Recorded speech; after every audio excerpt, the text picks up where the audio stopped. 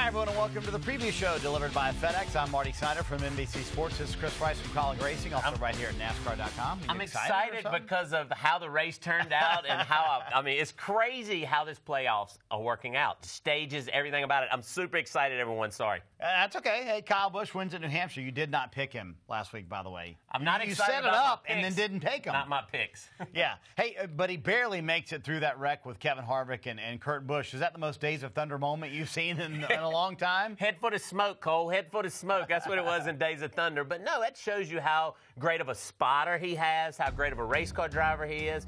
Kyle Busch missing that wreck by an inch on one side, an inch on the other, that propelled him to go on and win because, think about it, it got Martin Truex Jr. behind a set of tires and pit strategy and everything else, so that created a win for Kyle Busch, I feel. No doubt about it. Truex was able to wind up finishing in the top five, which brings me to my next point.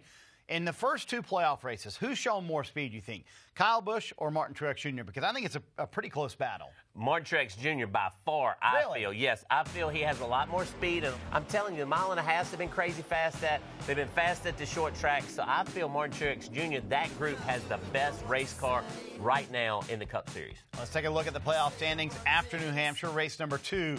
Of those guys, sort of in the danger zone, you got Ricky Stenhouse, you've got Austin Dillon, Ryan Newman, Kurt Busch, and Casey Kane. Who are you most worried about at Dover? Casey Kane. I'm worried about Casey Kane because they haven't showed a lot of speed anywhere.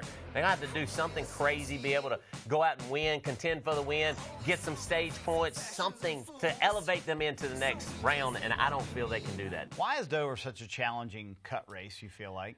Well, it's a concrete racetrack for one, and it's high-banked racetrack that has a lot of G-loads. So when you drive off into turn one, it slams you into the ground, and the drivers get a lot of G-loads. The belt starts getting loose, and you forget where you're at because you're in the gas so long. A lot of banking there, and you run fast through the center of the corner. When you run fast through the center of the corner, that's tough on race car drivers. All right, time to make our NASCAR Fantasy Live picks. Who are you going to go with, Rice? Oh, my gosh. I'm going to go with this guy, and I'm not jinxing him, okay? I'm going with Kevin Harvick. I'm not going with the Toyota because I feel Kevin Harvick, Rodney Childers, they're going to go out and see what they can do to win, and I feel he's going to bring home the trophy. If not, he's going to be in the top 5, I feel. All right, Chris, well, I gave you my pick last week. I'm going to go with Truex. Again, I told you last week, I thought he was going to sweep that, and he was on his way. He was on his way to sweeping the round, too. He had the fastest car at New Hampshire. I think they're going to have the fastest car this weekend. They did dominate this race last year.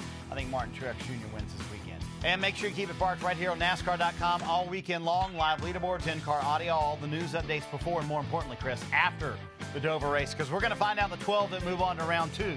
That makes my chest hurt. I know. As a crew chief, you're all stressed out about it, right? It's the Apache Warrior 400, 2 p.m. on NBCSN. Make sure you do not miss that. We'll be back here next week. We'll talk about Charlotte and race number 1 of round number 2 of the 2017 playoffs. See you then.